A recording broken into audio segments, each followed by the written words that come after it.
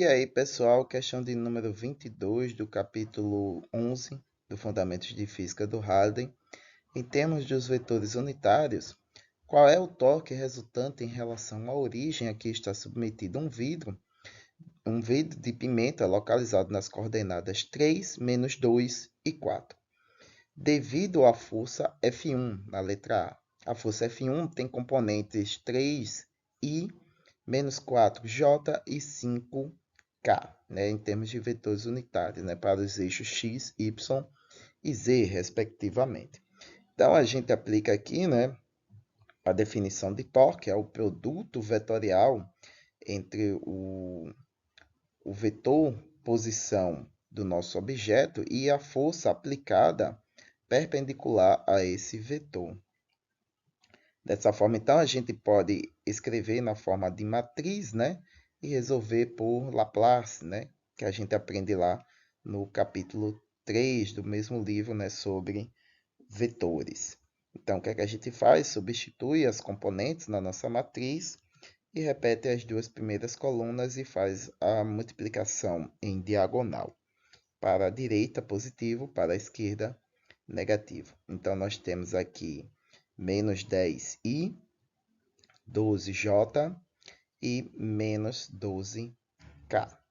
Para a esquerda, nós temos menos 15j, 16i, perdão, e 6k. Então, nós temos aí os nossos termos calculados. Podemos juntar os termos semelhantes, né, que a gente sabe, operação entre vetores de adição e subtração. A gente opera componente a componente. Então, nós temos aí, então, o nosso torque vai ser 16 menos 10i, 12 menos 15j e 6 menos 12k. O que nos vai dar um torque com as componentes em termos de vetores unitários de 6i menos 3j menos 6k newton vezes metro. Na letra B, ele pede para uma força agora com componentes vetoriais de 3 newtons-i negativo, menos 4 newton-j e menos 5 newton-k. Aí o procedimento é o mesmo. Nós fazemos da seguinte forma, né? Passando aqui para a próxima tela, deve ter dado um bug aí. Nós vamos ter produto vetorial, a gente tem a definição, monta o nosso esqueminha e faz as multiplicações, né? Então, nós vamos ter aqui 10i, 12j e menos 12k. Voltando, nós temos 15j, 16i e menos 6k. Aí, componente a componente, né? Então, você tem a nossa expressão organizada, resolve as operações e aí nós temos um torque de 26i menos 27j menos 18k newton vezes metro. Eu acredito que esse tópico, as resoluções das questões vão ser tudo nessa pegada.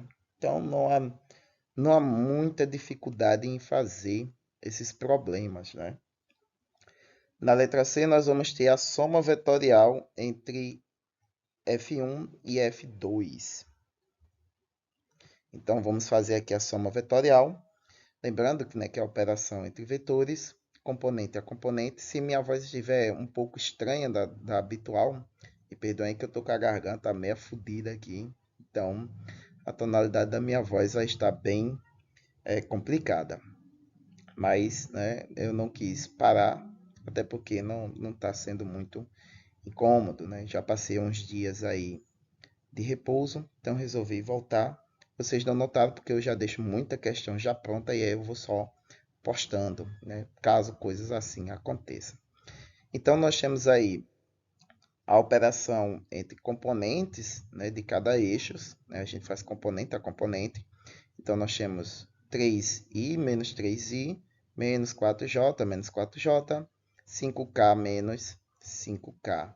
Então você veja que a gente só vai ter um produto, uma operação de soma de vetores diferente de zero para o eixo y, né, com o nosso vetor unitário j. Os nossos vetores i e k serão nulos. Então, portanto, a soma vetorial entre a força 1 e 2 vai ser simplesmente menos 8J newtons. E aí aplicamos no nosso produto vetorial.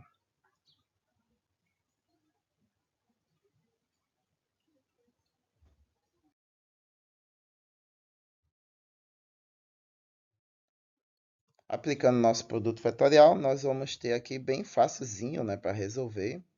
Nós vamos ter ali duas componentes que são nulas, então a maioria dos termos vão ser nulos, né, como o nosso i e o nosso j aqui. Aqui o nosso k vai ser menos 24, o nosso i novamente sendo nulo, mas, quer dizer, perdão, nosso j, o nosso i aqui vai ser 32 e o nosso k ali vai ser nulo. Então veja que a única componente que vai ser zero é justamente a componente que sobrou na soma das forças vetoriais. Dessa forma, a gente simplesmente, né, escreve as componentes que restaram.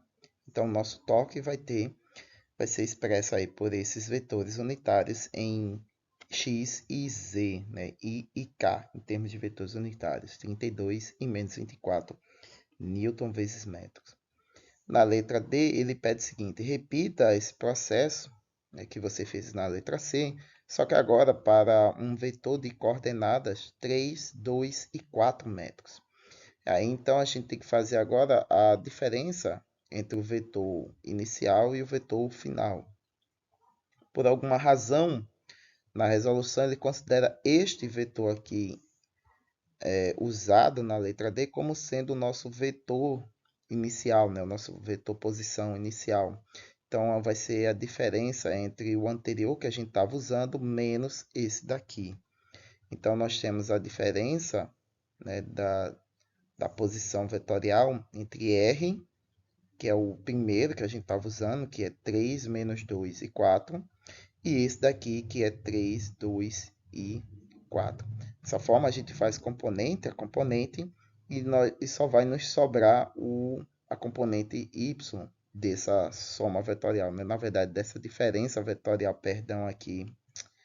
Ai, caramba, é menos, né?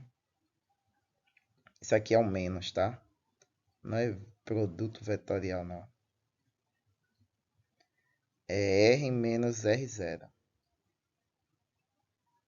Então, você tem aqui um menos, vocês me perdoem. E é um menos bem horroroso.